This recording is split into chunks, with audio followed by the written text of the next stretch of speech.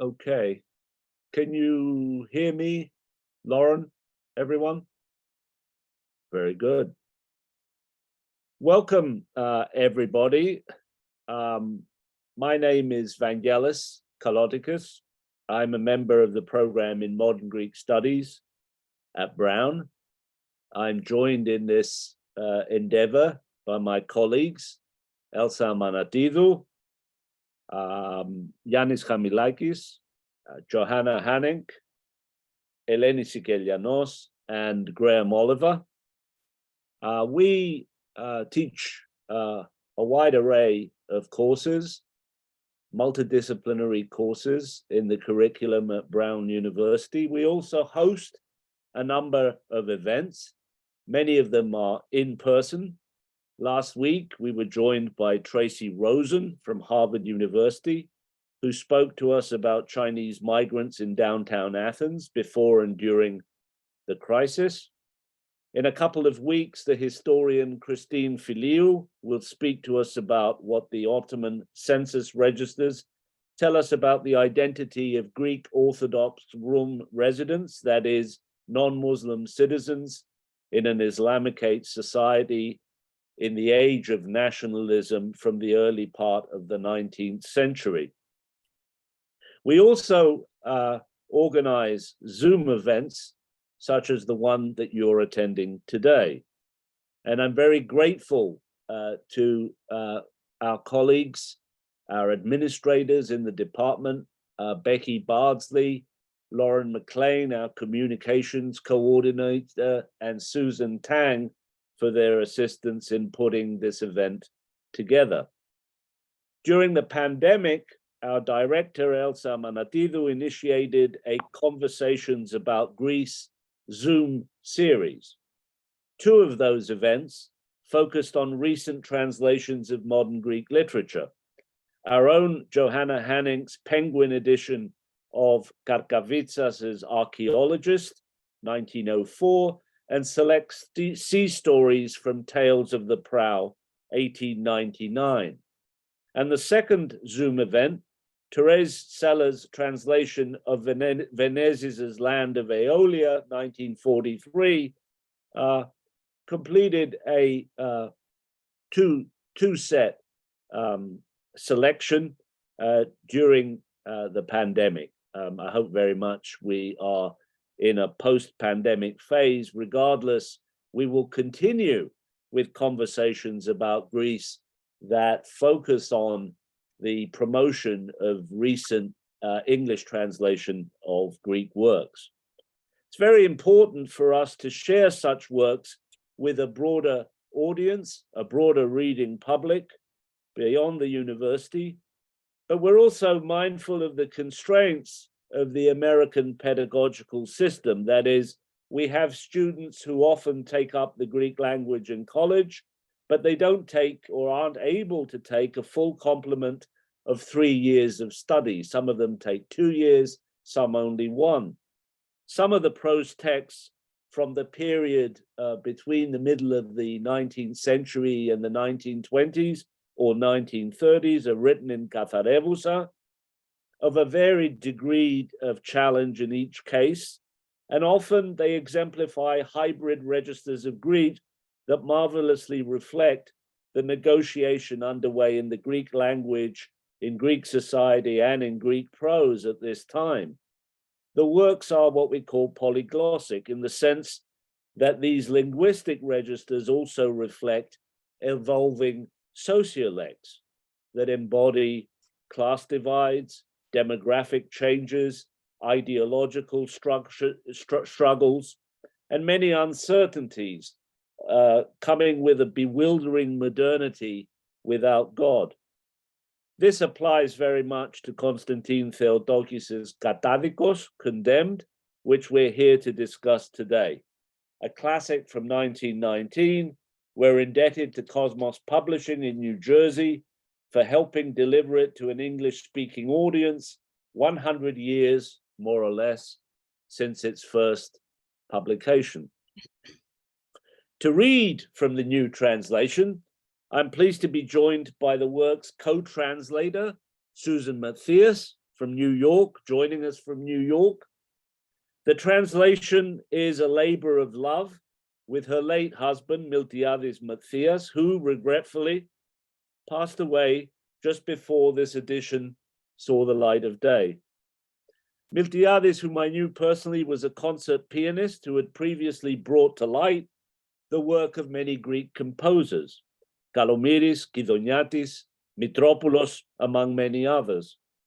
Also, formally and informally, he collaborated on translations with Susan, his wife of 45 years, and he also worked on his own to translate Neruda's 100 Love Sonnets, as well as engaged in translating Shakespeare's sonnets into Greek.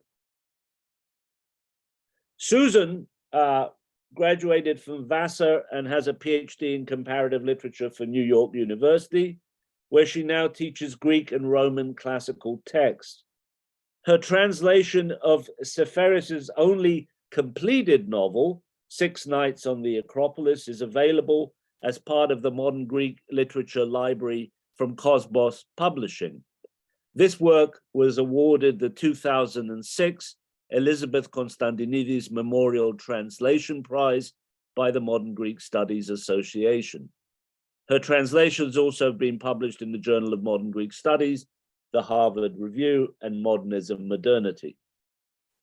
Together, Miltiades and Susan translated Seferis' essay Erotokritos, which was published in the Modern Greek Studies Yearbook from the University of Minnesota, and excerpts from the novel The Lissom Maiden, I Ligeri, by Andreas Karkavitsas, were published in Metamorphoses.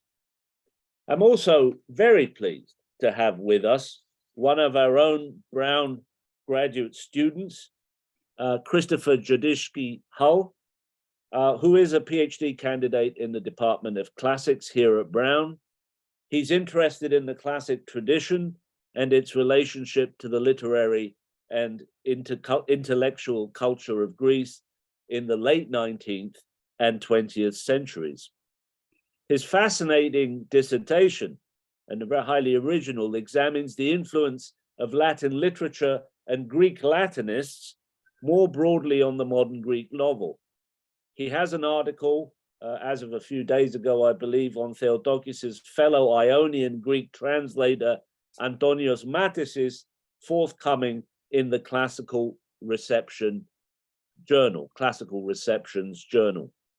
In his dissertation, I should mention, Christopher's also been working on a chapter on Theotokis himself, the way Theotokis incorporates Latin didactic and philosophical writings into his own fiction, but also how Theotokis, who knew 10 languages, including Sanskrit, channeled some of his translation work into his other creative endeavors and his, of course, his prose fiction. We'll be opening the chat.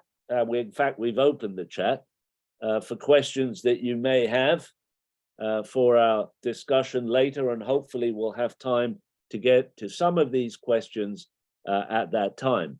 In the chat, I've also already, or Christopher's already placed a link to the translation available from Cosmos Publishing, I believe at a discount of only $15 just for you.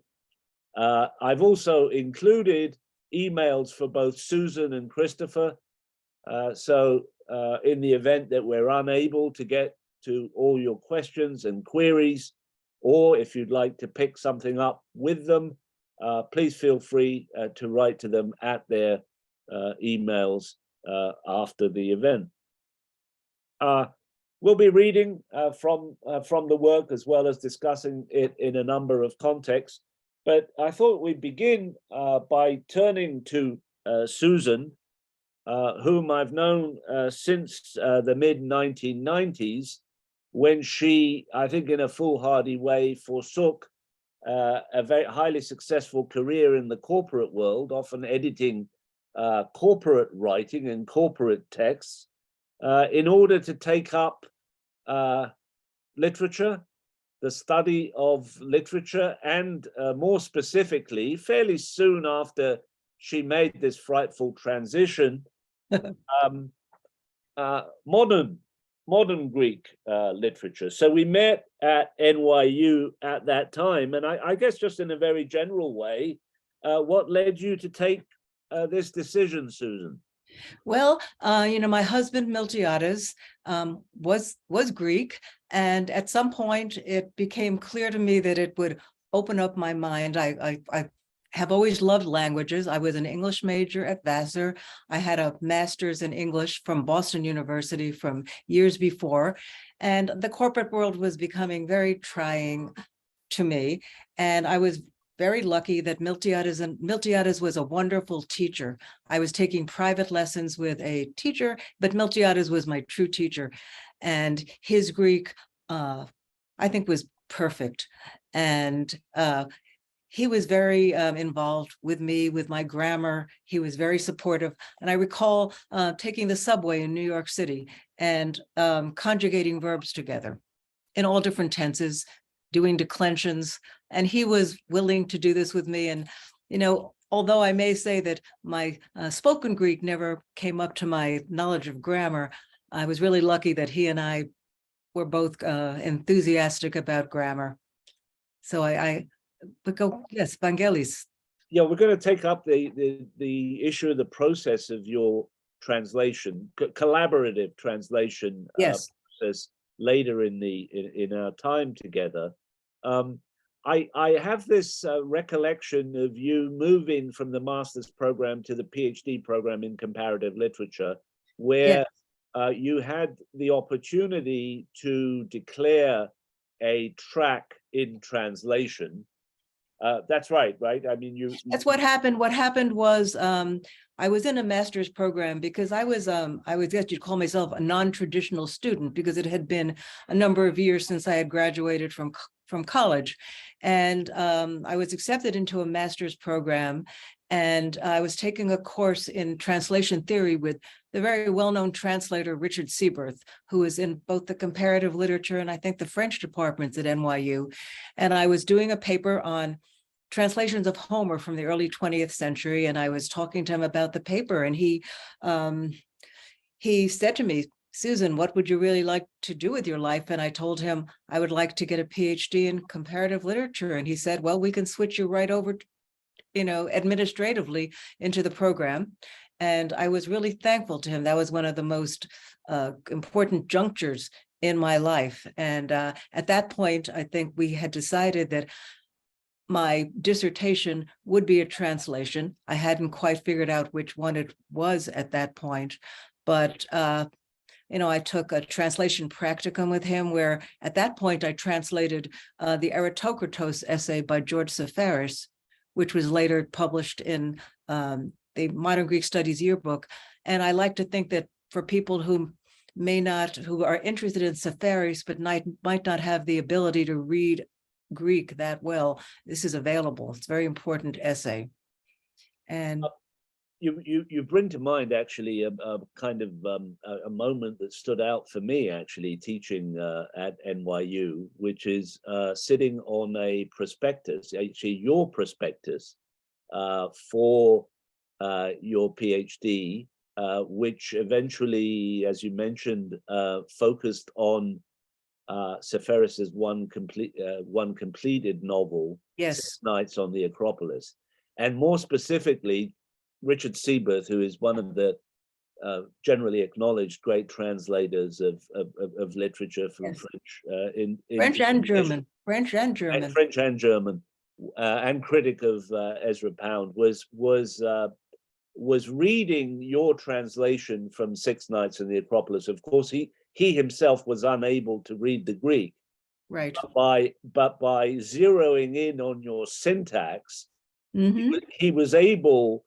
to kind of point to some of the infelicities of syntax in English that made him wonder about the distribution of adjectives and nouns in the original sentence, and how you might be slightly contorting or bringing too much over from the Greek syntax into a lesson corresponding English translation. So it was really quite an honor to be working with him. And it's that whole dichotomy, Vangelis, between do you translate things to be more like the source language or to into the target language? Do you want to make English sounds a little bit like Greek, or do you want it to be the kind of English that people can understand easily?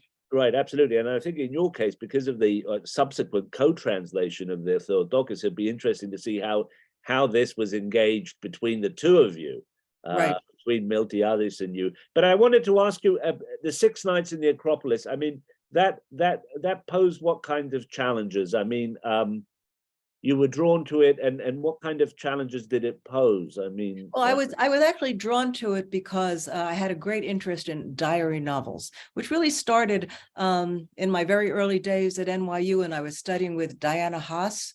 And I had read Life in the Tomb in English by Stratis Miravilis, which is a diary novel. And I'm always been interested in first-person narration.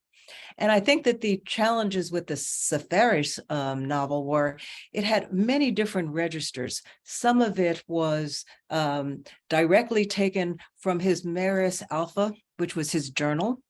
Some of it was, contemplative, about he as a writer, and was contemplative about his own identity as a Greek. I think one of the I'm not sure if I'm right about this, but one of the reasons I think that novel has never been popular is there's a lot of sexuality in it.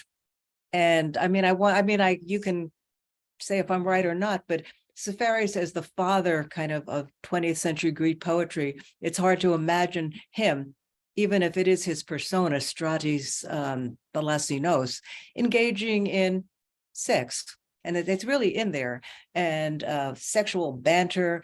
And it's a book that I think I understand there was a play of it a few years ago in Greece, because the thing has a lot of it has a lot of dreamy quality to it. It's really quite beautiful. The prose is beautiful, but it's very circumlocucious in a lot of ways, because I think what Seferis is trying to do in this and his essays is make it seem very off the cuff, to make it seem casual, almost self-consciously so. Right. And the other thing about a diary novel that I'd like to say is, if you want to have vraisemblance, if you wanted to really resemble the original, diary novels by their nature need to be boring. They need to be tedious, because a diary is not meant for publication. And you just have sort of the musings of the writer. It's a very written kind of thing, no orality at all, really. And in a way, the more tedious it is, the more like a real diary it is. So it's hard to get diary novels to be really dramatic. Yeah, it's interesting. But that's in their nature. Yeah, he manages it.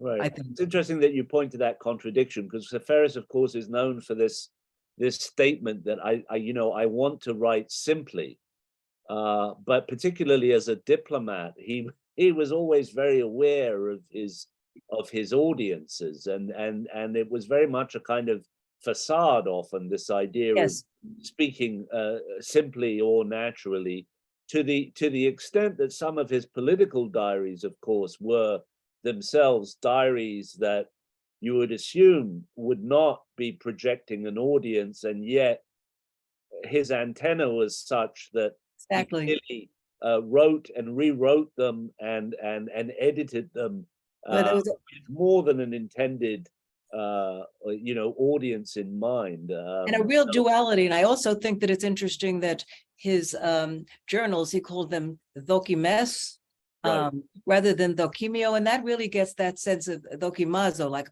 a trial. Absolutely wonderful, yeah. SAA in French, erasing and rewriting, and actually exercising oneself in the process. Now, at the same time, I remember, and I had this partly in mind when I made a comment in the introduction about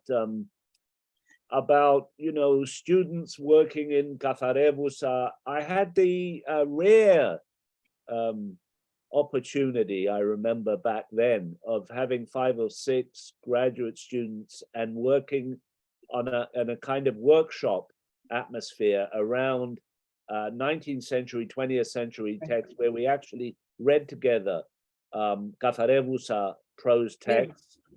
And among those texts, you reminded me recently, was Theotokis's Condemned.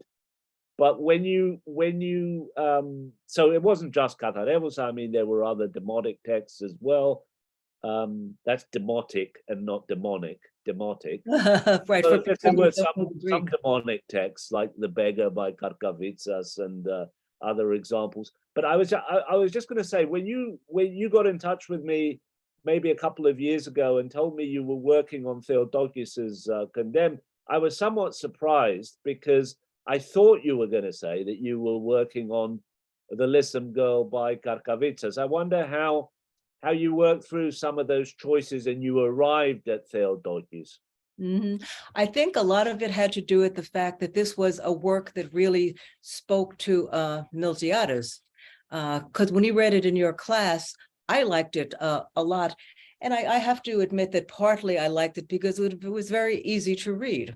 I mean, it is in demotic, and it's interesting that something like Ligari, which does have the narrative in Katharevousa and the dialogue in demotic, nevertheless, Ligari is a very easy Katharevousa, almost easier to read. Not that Theotokis is demotic, but some demotic.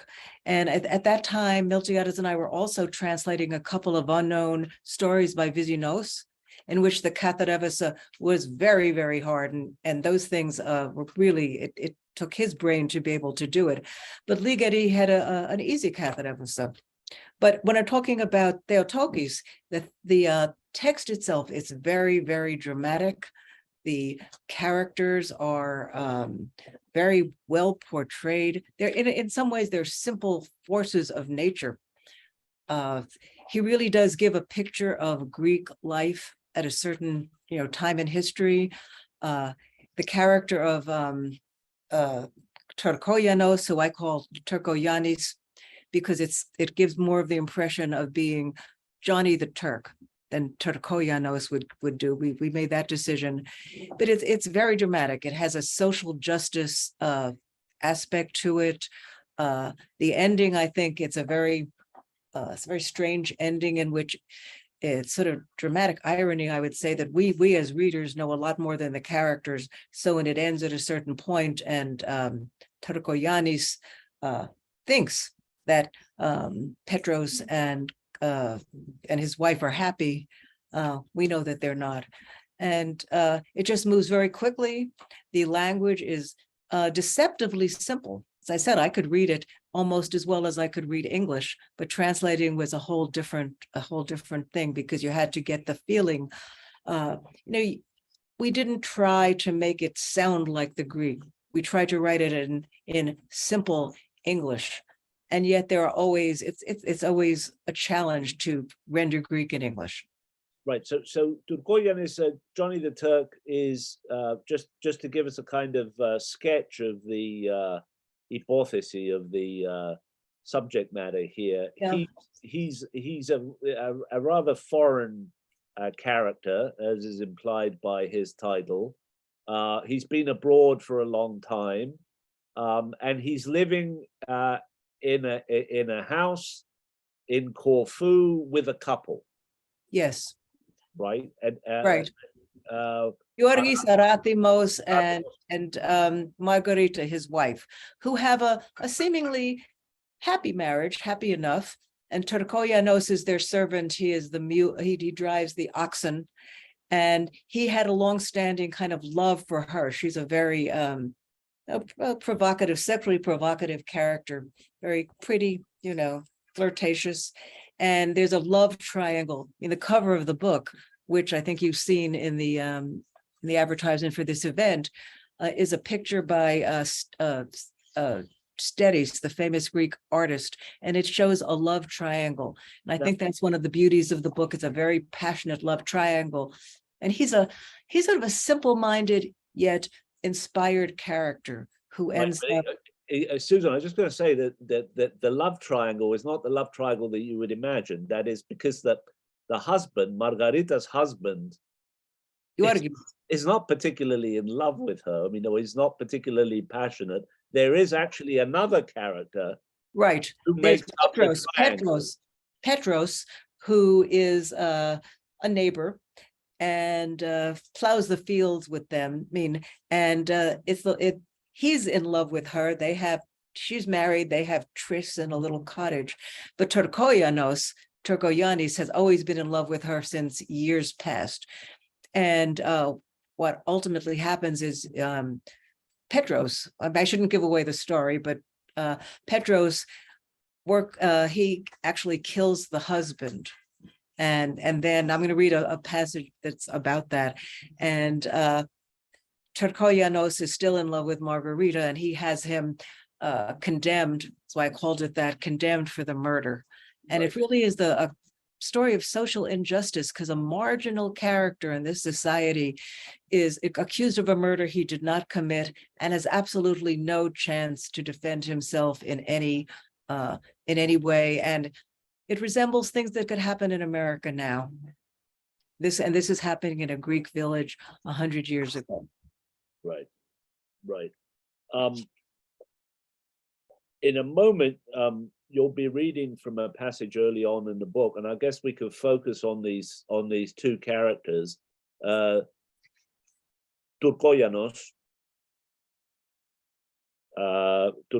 on the one hand, and the eventual murderer Peponas,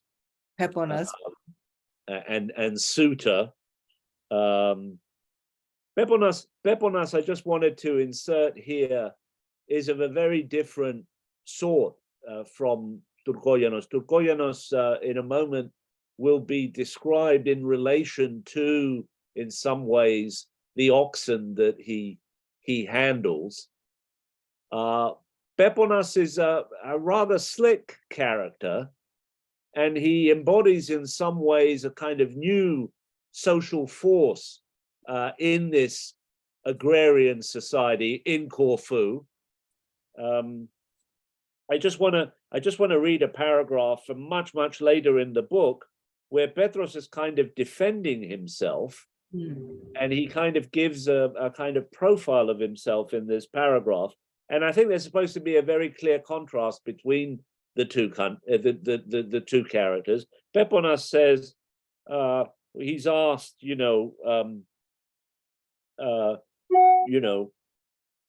what does he value? He says there's another kind of happiness in the world, the true happiness of a man who dominates. That man subdues his fate. His will becomes reality and is victorious over every obstacle. He looked at the people who were listening, who were listening all around him, and smiling, he continued, "What would I have been if I weren't made of such stuff?" So there's someone who has a kind of adventurous spirit, and is quite strident, and this, I think, is supposed to contrast with Turkoyanos. Maybe we should go to your reading, if you'd like to contextualize it, from the first couple of pages of the novel, and we'll be reading in English and, in this case, in Greek too. Right. It begins on a day when they're threshing the fields, and Arathimos, Georgis Arathimos, who is the paterfamilias really of a family. And you think that they may be a wealthy family, but later on he does give descriptions of their house, which is a very peasant-like house, one story. The floors are not paved. There are very few windows, but he is sitting outside and surveying his fields. And Torkoyanis is plowing the field. And what you see in this excerpt is the strength, the really visceral ability of these oxen to plow the field, and how Torkoyanis is identified with them and also controlling them. So if you'd like to read in Greek, I'll then continue in English. You want to do it that way? Okay. Okay. Which way do you think is better, for me to read in English and then Why don't you read in English? So I'll read it in English? people Okay. who don't know Greek will have an idea what it's about, and then Okay. they can Very good. be Okay. fascinated by my Greek. If anybody has the book, it's on page 17 on the bottom. Hey there, Turkoyanis shouted with a smile. There's never an end to slaving away, is there? A man does get worn out, though. So do his animals.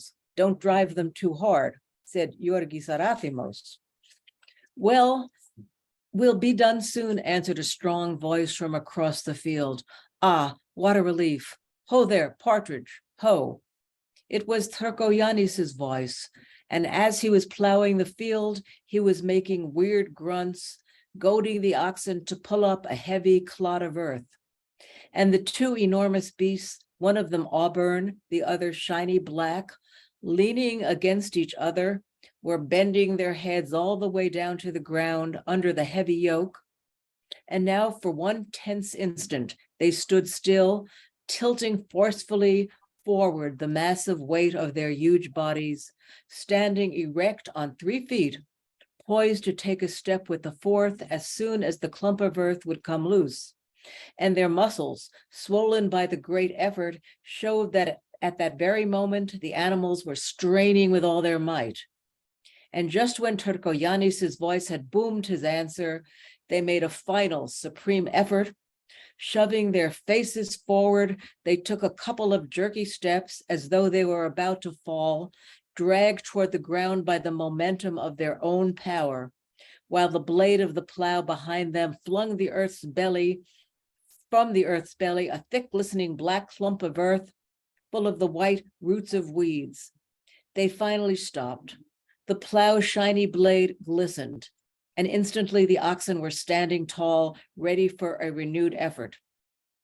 Behind them, Turkoyanis, stooped to his right side, was clutching onto the handrail with both hands while holding fast with his fingers the ends of the 2 ropes tied to the horns of the oxen, one in each hand. With his left hand, he also held the goad, a long stick with a nail fastened to its other end.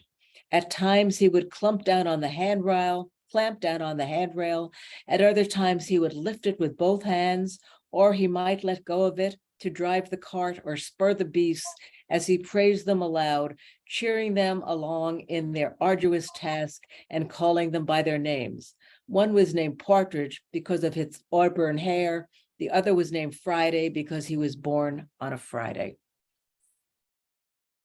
Τουρκόγιανε, εφώναξε με ένα χαμόγελο. Οι δουλειές δεν σώνονται ποτέ, ο άνθρωπος σώνεται. Και τα ζά του, μην τα βιάζεις.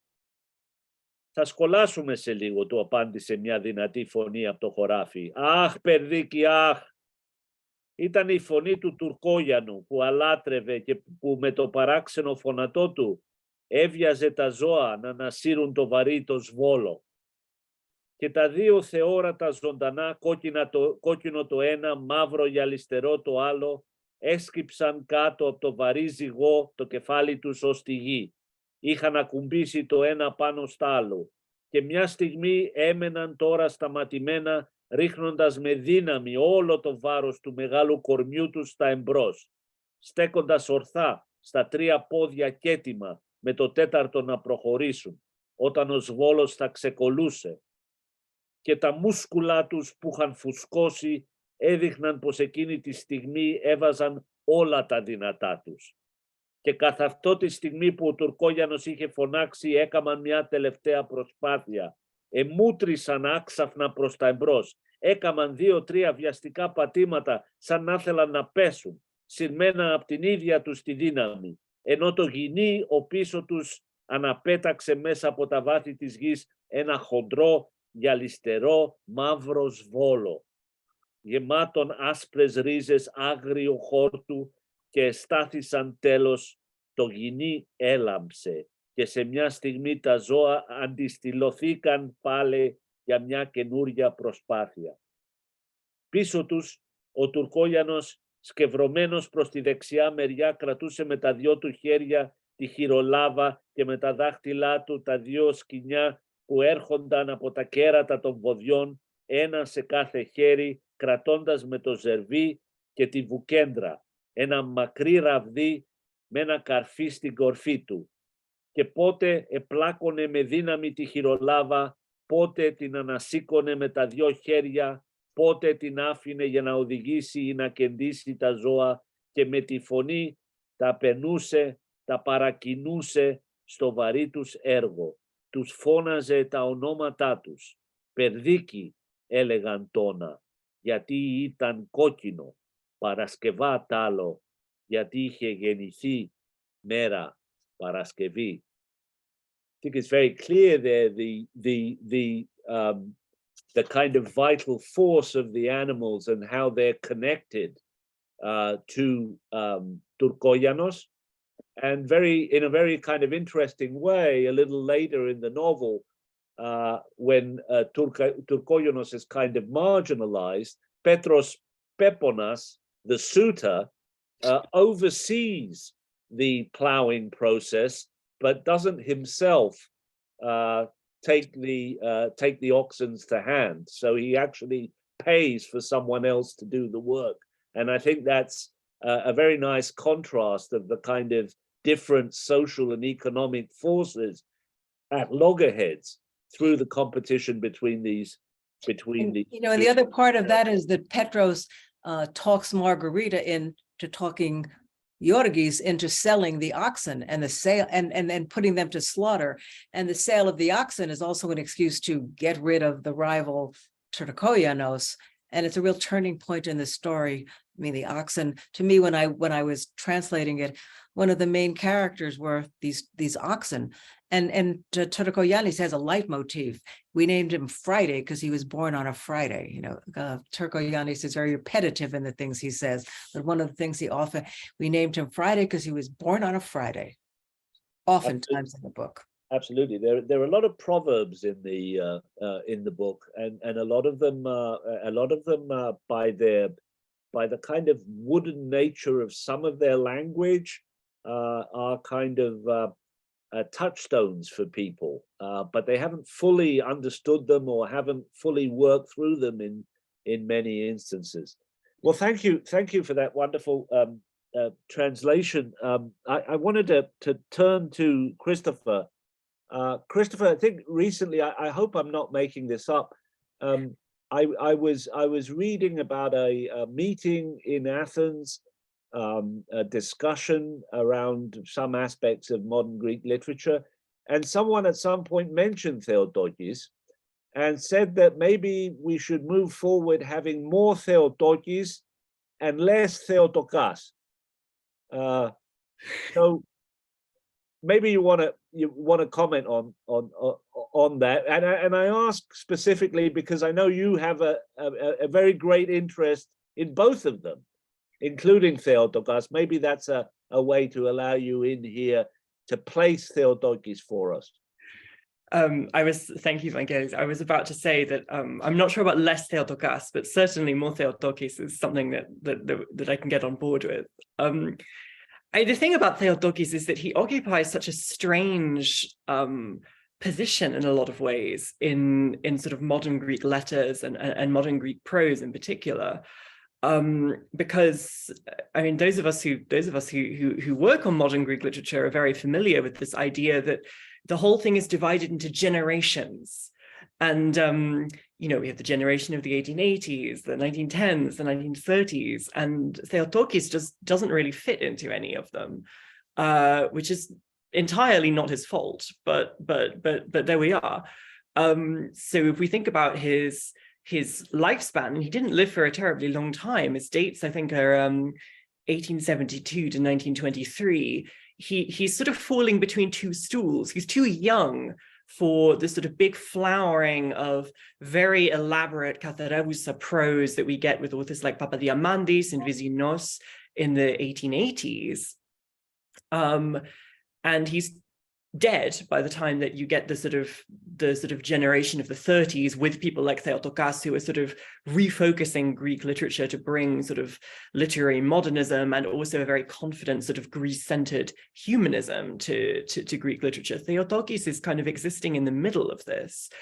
But he's also existing in a sort of geographically peripheral zone, because as Condemned is set on Corfu, that's because Theotokis was from Corfu and lived there for the majority of his adult life. Apart from some periods spent studying in France when he was a teenager, and then Germany later as an adult. And he was a representative of the sort of the Corfiot aristocratic class, which again sort of only really makes sense within the context of the Epdanissa, the Ionian Islands off the west coast of Greece. So he's sort of, in a way, you almost have to sort of want to find him if you're exploring through Greek literature in order to arrive at him. And he's not really taking part in these sort of big movements of ethographia in the kind of last decades of the 19th century and the beginning of the 20th century, where you have these writers like Papadiamandis or Viginos kind of turning to rural areas and trying to depict rural life in a way that's quite similar to, say, sort of American regional fiction of that period, people like Kate Chopin. And he's also not writing these sort of urban novels that you get people like Kondylákis or a little later people like Christomanos writing sort of in the 1910s. So yeah, it's very difficult to know where to place him in Greek literature. In Greek literature, but we certainly shouldn't give any impression of him as a kind of isolated individual or parochial by any means, because both in terms of his education, his travels, his engagement with political ideologies, etc., and ancient and European literature. I wonder if you could give us a sense of his cosmopolitanism, broadly understood. Right. You mentioned earlier that he had this knowledge of 10 languages, which includes 5 ancient ones and 5 modern ones. And so, he was able to and did do, he was reading in English and French and Italian and German. So he's very well aware of all of these developments that are going on in sort of more broadly defined European literature during his own lifetime. So you can tie him in quite nicely with, and I think Susan mentioned this a few days ago to us, for example, the Verismo movement, which was going on in Italy in the sort of 1890s and forwards, with people like Giovanni Verga. And this idea that this focus on sort of the people's ordinary lives and the sort of very violent shocks that can go on in people's ordinary lives, which are sort of totally unremarkable in a broader context, but in microcosm, in a little village in Sicily, are moments of high drama. You can definitely see a lot of that in Theotokis. I think the other thing that you can see, and this is something which was already in the 1930s being kind of mentioned by critics in Greece, the other thing that you can see particularly in Condemned is the strong influence of Russian literature, particularly writers like Tolstoy and Dostoevsky and the sort of examination of how society punishes wrongdoers or alleged wrongdoers in the case of Torkogiannis. But also Tolstoy in this, how he's tapping into this kind of more broadly sort of orthodox tradition of the sort of holy fool, which in a lot of ways is what Torkogiannis, with his sort of simple wisdom is really embodying here. Does that simple wisdom offer some kind of sense of redemption or some kind of solution to life's problems and life's injustices? I mean, Susan mentioned social justice. I mean, is Theotokis someone we can kind of embrace and find those kinds of solutions from? Well, I mean, he was certainly a committed leftist, socialist for most of his adult life. It seems to be something that he kind of was arriving at in the 1890s on Corfu. particularly through his friend Lorenzus Marvelis, the poet, and also chess grandmaster, I discovered recently, which is a strange little factlet. And they sort of basically seem to have been coming to socialism together, also to Sanskrit together, and we can maybe talk about that a little later. But then Theotokis had a really thorough grounding in sort of intellectual academic Marxism during his period of study in Germany in sort of 1906, I think. And you can see this in all of his mature published fiction in different ways. I mean, in Condemned, the sort of indictment of the prison industrial complex. But, you know, in some of his other novels, like Honor and Money, the sort of upper class exploitation of working class characters, or in The Life and Death of Karavelas, this sort of really strong indictment of rural poverty, and this sort of sense that the grinding poverty of agrarian communities in Greece doesn't have to be like this. This is essentially because no one in a position of power cares about these people.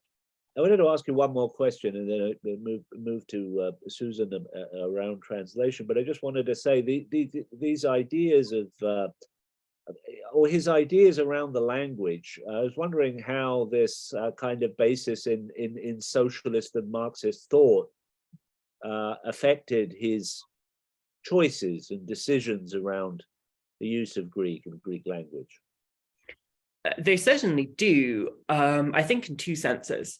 One, there is a very strong association between sort of socialist Marxist traditions and demoticism, and the development of demoticism as a sort of a public language associated with people like Dimitris Galinos, which is, you know, sort of happening in the 1900s and 1910s. And Theotokis is involved with periodicals which are kind of tending towards that end of the political spectrum, particularly Numas, in this same period. He's writing a lot for Numas, he's publishing a lot. He actually published Honor and Money, one of his sort of really short novels, in Numas in 1914. So that's in one sense. In the other sense, I think, and maybe in a less overtly political sense, there is this real commitment to the idea that ordinary people who have not received a classical education should still have access to literature in Greek. That means no katherevousa, because to read katherevousa, you have to have been classically educated. Theotokis has this constant idea, well, why can't, you know, ordinary people who've learned to read the language that they speak be able to read the language that they speak and be able to read literature in the language that they speak? And if that's going to happen, that has to happen through people being willing to write the language that they speak. So you have both of these senses. Right, that's wonderful. It gives us many dimensions to his background and how these affected the work. I wanted to shift to Susan. Susan, so let's get to the nitty-gritty of the process of translation around Theotokis, and more specifically the process of co-translation that took place between you and your late husband. I wonder if you could give us a kind of idea of how that worked. I mean, okay, you know, and it was a very interesting process, because it was very different when I translated Six Nights on the Acropolis. I would John Scholes, who is my advisor after you, Vangelis, he gave me the best advice. He said, I was saying I'm going to translate like 5 pages a day, and he said, no, you just sit there for 4 hours a day, and what happens, happens. So I translated that on my own, and then I showed it to Miltiades to, you know, make sure I got it all right. But in this process, Miltiades, when we were translating this, he was actually very ill. He had been very ill for 5 years, but always was totally 100% cognizant. He never lost any of his intelligence. And we would sit there, he would actually be in his wheelchair, and he had the text, and I had a copy of the text too. And he would read aloud to me the translation, and I would be at the computer and I would be typing it. And his mode of translation, we had come up with a name for this called transvibration. He was a very feelingful person, and he really got sort of some beyond the text, below the text itself, and was trying to discern what might have been in the writer's head. I mean, the word might is very important there. So he would translate it. And I think sometimes he would translate it in a way that reflected Miltiades more than Theotokis. And I was sitting there at the computer with the text. And my view of translation is you keep to the text. So between the two of us, he doing his transvibration and me with my very textual orientation, I think we came up with something that was a good synthesis of kind of something that might have turned out to be dull and something that might have turned out to be not the text itself. So I think that we have, I consider this a very true translation of the text with a certain verve that was given to it by Miltiades's way of thinking and his talent with both Greek and with English. Right. It sounds to me, I mean, this idea of vibration as well certainly draws from his musical, Yes, that's true. background. And I was noting in his biography, of course, this kind of predilection for the sonnet, which is, can be a kind of very clearly, clearly ordered form. Yes, and when he did the shape, provides order, shape, and requires, that vibration to offer that something else, that je ne sais quoi, to exceed the metrical requirements. Well, and if anybody, you have my email address, if anybody would like to see his translations into Greek of Shakespeare, the sonnets, he really did capture the rhyme, the meter, and a little bit of maybe transvibration, but I think I was always there to keep him to the text. Right. So, I mean, I think his translations of Shakespeare are wonderful. Right. So you provided the sonnets form to his yes, to his vibrations. Christopher, I just wanted to bring up, and in the chapter you're working on Theotokis, you're focusing very much on Theotokis's translations of works from those other languages into Greek. I wonder how instructive that is. I mean, how should we think of this concern of his, and how does it affect, our reading of his prose fiction? Well, I mean, this concern of his is, as you put it, is vital, I think, to how we see Theotokis, because in his own lifetime, and really for several decades after his death, really until the 1950s, Theotokis was viewed in Greece more as a translator than as an author in his own right. And I should say that the list of translations that Theotokis completed is vast. If you look at the list in sort of a book, it's pages and pages and pages of translations from so many different languages. It almost hurts to read it. It makes you feel very intellectually inadequate. Lots of translations from ancient Greek, particularly plays of Aristophanes, dialogues of Plato, translations from Latin, which are what particularly interest me. Also translations of Shakespeare into Greek, particularly Hamlet and Macbeth, and I think also King Lear. What I think maybe is his most sort of important intellectual legacy for translation and sort of broadening Greek literature as a whole, translations from Sanskrit, which are actually the largest body of translation that he completed. Really. Yeah. And he also published a history of Indian literature. So he was really, this is something that he set a great store by it. But what's really interesting, I think, for me, is when you look at his writings about his translations, if you look at his sort of correspondence and things and what he's telling people, he was very often criticized in his translations for his reliance on regional dialectal forms, obscure vocabulary, that sort of thing. And his translations into Greek are often very hard to understand because he uses so many very obscure sort of dialect words. But he actually defends this very strongly, and he says, no, I think this is the most important thing about my translations, is that they are exposing people to new modes of expression in the motiki that they wouldn't necessarily have come across otherwise. And so I think, you can tie this into what I was saying earlier about sort of broadening the range of acceptable literary Greek, and then also broadening the accessibility of literary Greek. He's really trying to enrich the language and provide its readers with a tangible legacy, with which they can continue.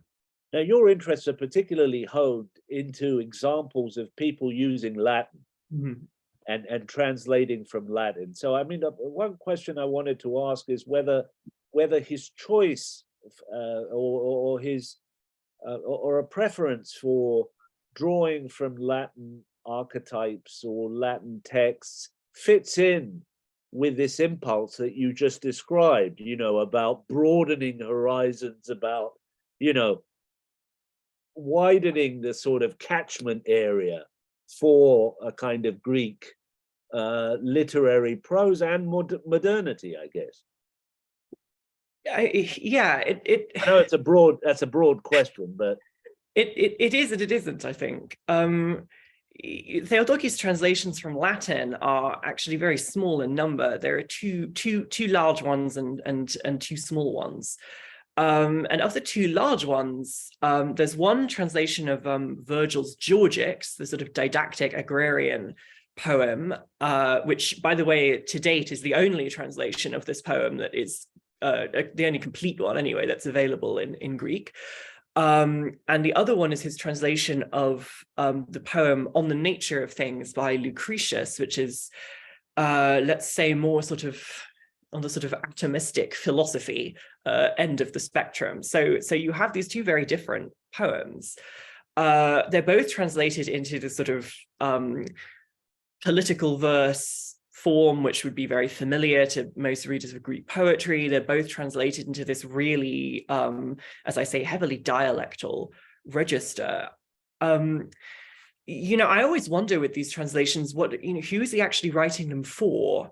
Because I think that, in some ways there is this really almost charming notion that he has that, people, sort of ordinary people, are going to pick up his I don't know, his translation of Lucretius, and they're going to read it and they're going to love it, and it's going to become sort of, integrated into the Greek literary tradition, which I think we can all sort of attest to the fact that this is not the case.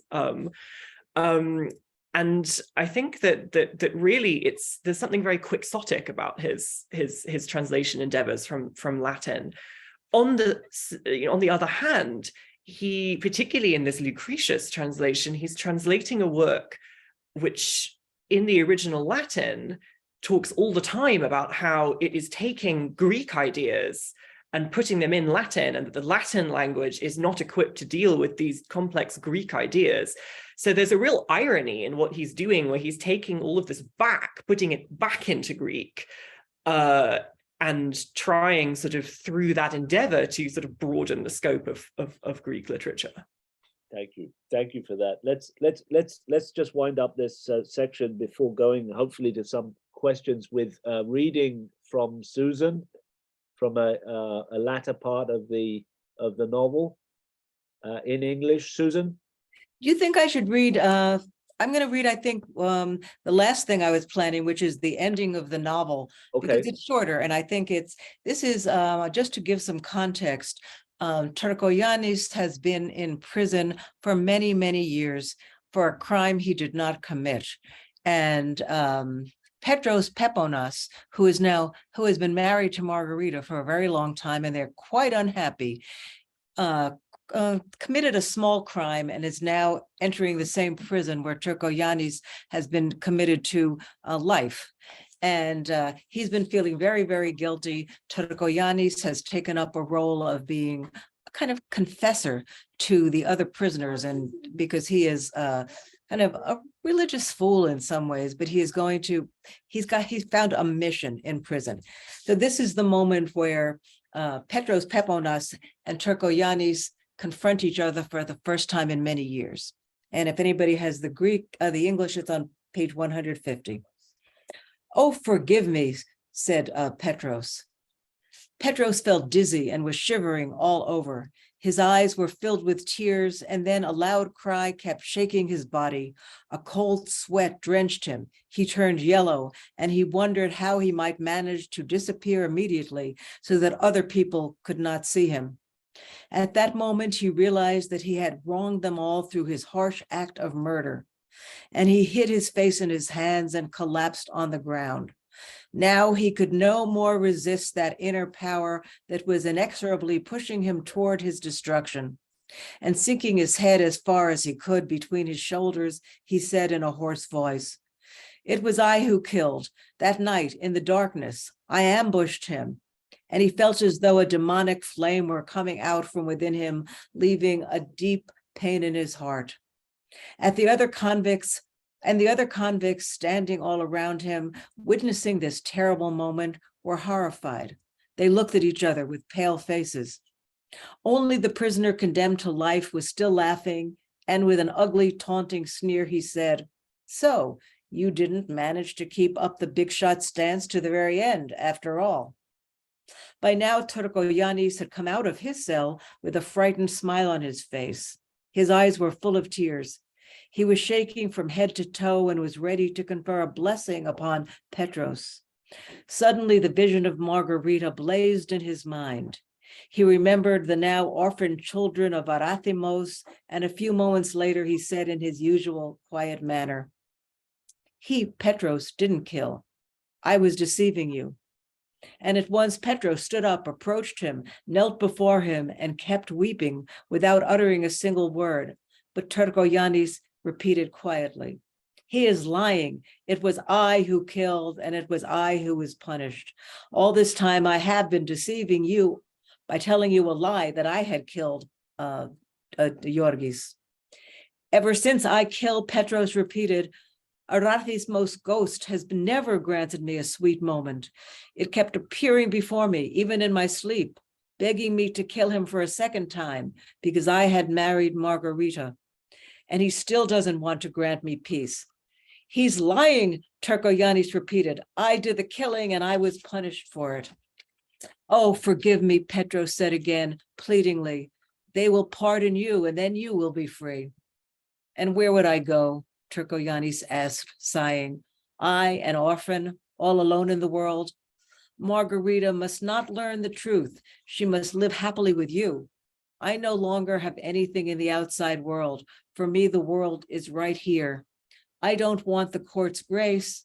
I will die right here because souls in pain look for consolation in repentance." At that very moment, the guard with the genial face called Petros's name. "Petros Peponas," he shouted, "your wife is asking for you right outside the prison." And Torkogiannis turned his eyes toward the iron gate. He gazed at Margarita for one moment, sighed, and weeping walked back into his cell. Thank you, Susan. That's the ending of the book. Thank you.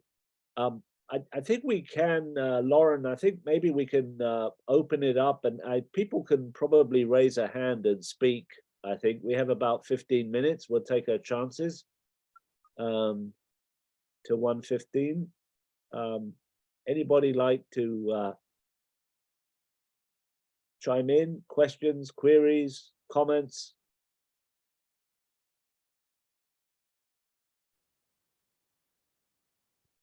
We're happy to hear from you.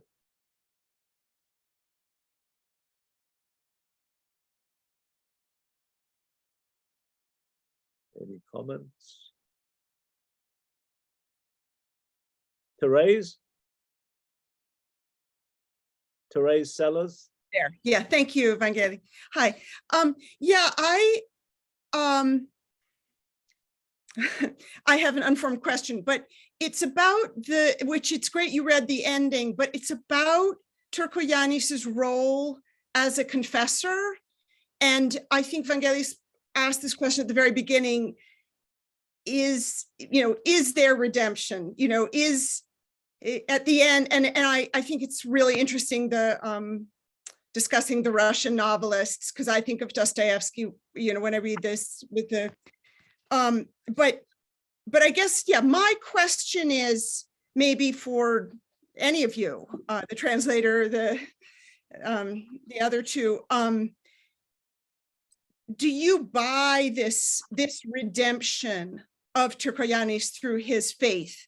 And I mean, is it a transcendent Christian novel? I don't know. Or is it something pathetic that you don't buy? And so that's sort of my question, I guess, if I'm making myself clear. I think in his own mind, he has come to terms with this terrible, terrible fate. There's one chapter in the book in which he is first sent to prison, and he is terrified, he is depressed, he is totally alone, and gradually he becomes involved with the other prisoners who at first mock him because he is kind of a divine fool. And I'm not sure if this is a true redemption, but at least it's a redemption in terms of the fact that he has reached some sort of inner peace. And you also have to remember that Petros Peponas has been condemned to a life of misery, a hell in life, which is something that Turkoyanis doesn't really realize, because all he sees is this, what he considers the love between the two of them. But we know that Peponas and Margarita are going to probably suffer in this marriage ad infinitum. So I don't, anyway, that's my take on it. Christopher, any thoughts? I think there is a moment of, Theotokis is a very pessimistic writer, I think, in general. And actually, he ran into a lot of trouble with fellow Greek socialists during his lifetime for being so pessimistic. If I'm not mistaken, he was actually expelled from the Greek Socialist Party, basically because they didn't like him because he was such a pessimist. There is one true moment of transcendence, I think, at the end of one of his novels, which is at the end of Honor and Money, where Rini, the heroine, who's been sort of seduced and abandoned by an aristocrat and left pregnant, sort of makes this momentous decision that she's going to go out into the world herself and she's going to raise this child and she's going to be self-sufficient. That is a moment of transcendence. This, to me, is a little more difficult to read like that. I think that it's maybe on Torkoyanos' own terms, it is something, but I'm not sure that Theotokis approves of the choice that he makes. Yeah, I would tend to endorse that view. That is, that on Torkoyanos' own terms, if anything, it reaffirms his inability to act in some ways, and what he offers in terms of redemption is expressed in the confines of a cell and meets, for the most part, the derision of the other people around him. So it doesn't seem to me to offer much of a kind of moral compass or system going forward. And for the most part, I think a lot of the religious sentiment of the book is mocked and undermined, particularly in the court case earlier in the narrative. So no, I don't find it particularly. I would agree with the pessimism and wouldn't find it extremely redemptive.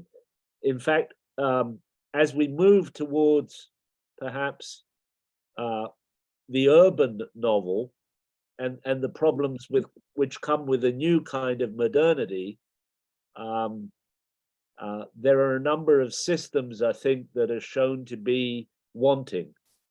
A religious system, philosophical system, ways in which one might ground a principle of social justice. And, there are other novels at that time also trying to figure this out, like Papadiamandis, perhaps at the end of The Murderers, right? I mean, how do we draw the right kind of conclusions about how to address such things? Yeah, so frightfully pessimistic, I'm afraid.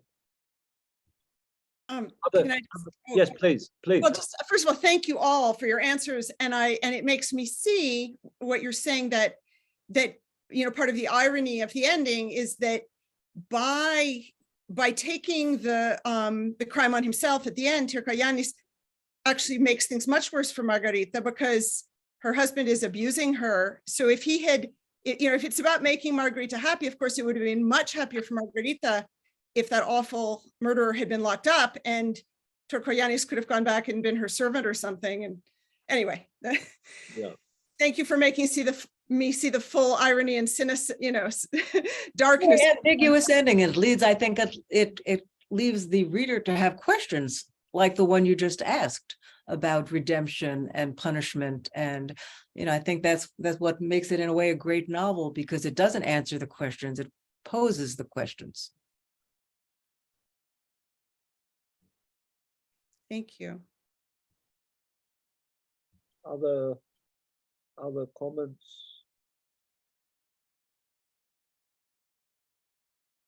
Yeah, it's deceptive in its way because it dramatizes that ending in such a way that readers could actually slip into thinking there are some clear-cut answers given here. Mhm. After all, Petros Peponas stands up and seems to take some responsibility, right? But it doesn't finish there by any means. The other passage that I was going to read, if we had had more time, was a longer one in which Petros confesses to Margarita, and she doesn't want to hear this at all. And by confessing to her, it actually doesn't ease his sense of guilt, but it does reinforce his power over her. I mean, if you really think of this novel, he is, he becomes actually a rapist of his wife. I mean, he is a terrible, terrible person. She's frightened to death of him. And this is something that Tyrkoyannis doesn't realize. And I think Therese was right. If it had turned out the other way, if they had switched roles and Petros had gone to jail, her life would have been better. I think that Petros's life might have been better because he was getting his true desert. And, that's the beauty of this ending.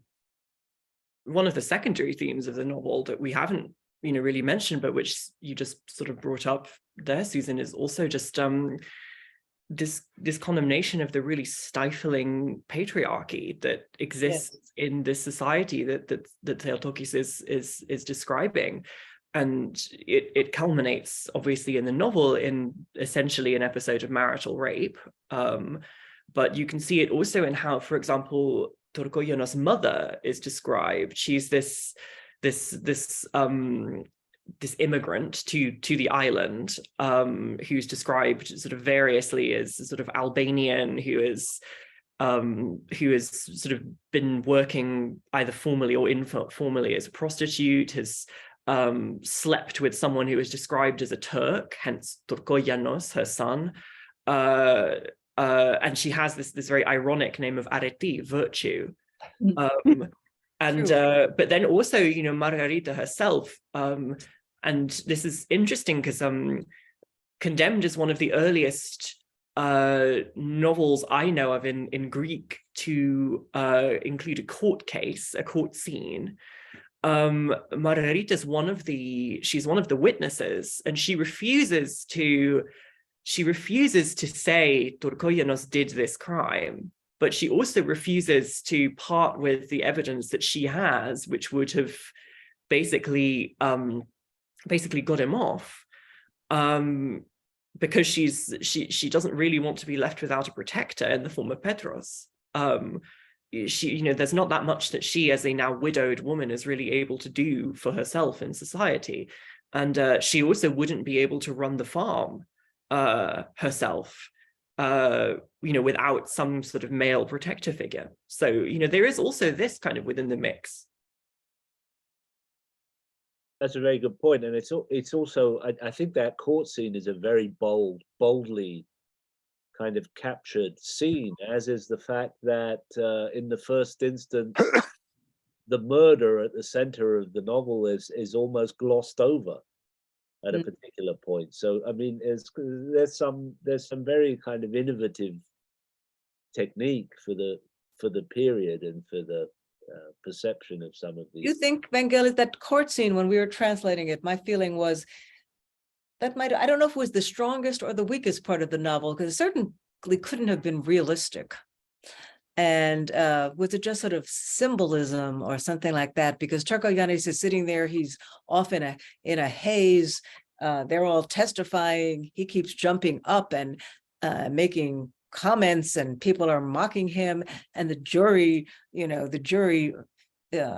just doesn't seem realistic to me. Doesn't I don't it know. seem to be relentlessly put in that position, either in the coffee shop or at the court Right. case or later in the prison? I mean, he's right, as is Margarita, right? I mean, there are this kind of swirling kind of public consciousness which is working around them and limiting them and constraining them and right. And I mean, there's kind of concern time and time again of the limits of a certain kind of individuality, be it gendered or whatever, in the work. So in that, I mean, it is a bit of a setup as it goes through, but it goes through a number of social contexts where that kind of public power is exercised. So I see that happening for sure. And then there are some fractures in the legal, in the legal profession in that scene between the younger lawyer and the stately old jurist, etc. So, I mean, he's trying to kind of lay these things out, I think, in a way that brings these forces to bear. It's very dramatic. It may not be so realistic, but it's Right. dramatic. Right. I think we've run out of time, and I have to run out of the door to teach Joyce on St. Patrick's Day. It was mentioned to me earlier, but I'm very happy to have had my kind of sensibilities honed by the wonderful translation and commentary and discussion of both this particular work and Theotokis. I'm very grateful and happy that we were able to do this with Susan. I want to thank her very much, both for her translation, her friendship, and her contribution today. I also, very, very pleased that we had, as it seems to me, a kind of specialist on Theotokis and more generally Greek prose of the period in Christopher. And I hope very much that we'll see more contributions of his own in this context, be it translation or criticism in the near future. And I want to thank Lauren for making all this possible. And I hope you will all take up the offer of going to the chat and clicking Greece in Print and finding yourself a copy of this multi-layered and compelling Greek classic novel from 100 years before. Thank you all very, very much, and have a nice weekend. Thank you.